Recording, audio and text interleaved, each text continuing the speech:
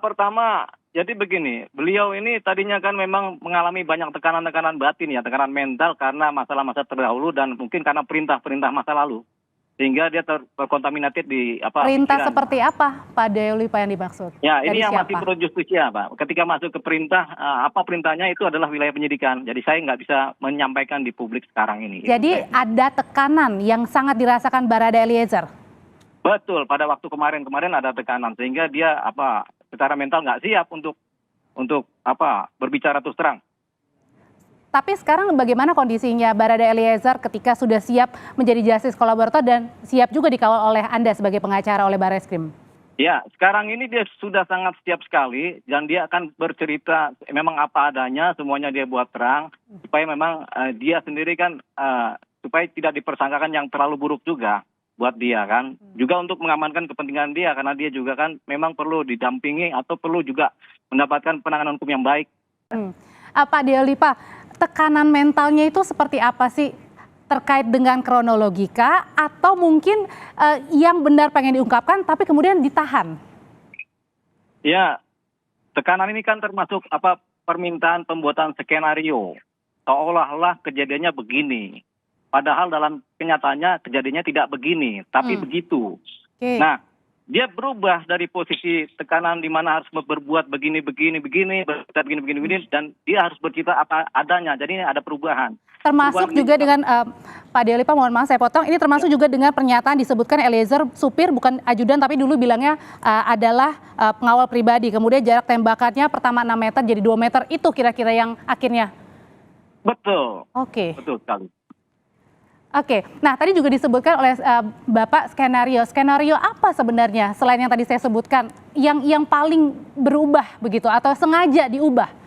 Ya, skenario yang terdahulu kan adalah cerita omong kosong sebenarnya, omong kosong. Bagian mananya, Pak Deo? Mungkin? Yang tembak-menembak itu seolah-olah tembak. Jadi yang nembak itu bukan Barada Eliezer? Dia sudah mengakui itu, tapi skenario nggak begitu. Keadaan yang nyata tidak begitu, tidak seperti yang terdahulu. Termasuk juga dengan dugaan pelecehan seksual kepada istri Ferdy Sambo?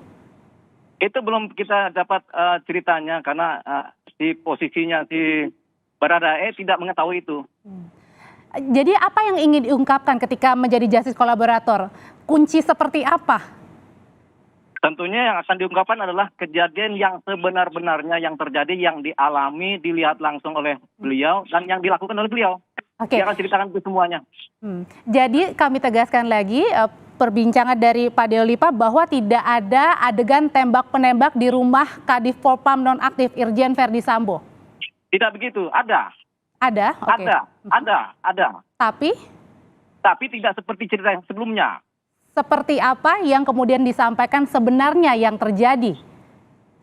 Yang sebenarnya terjadi adalah masuk ke wilayah penyidikan sekarang. Jadi kita juga tidak berani bicara ya. Oke. Dengan siap menjadi justice kolaborator, artinya sudah lega Barada Eliezer tidak lagi terima ancaman-ancaman seperti yang dulu. Ya, artinya juga sudah bisa dipastikan keamanan dari Barada. Lega, ya.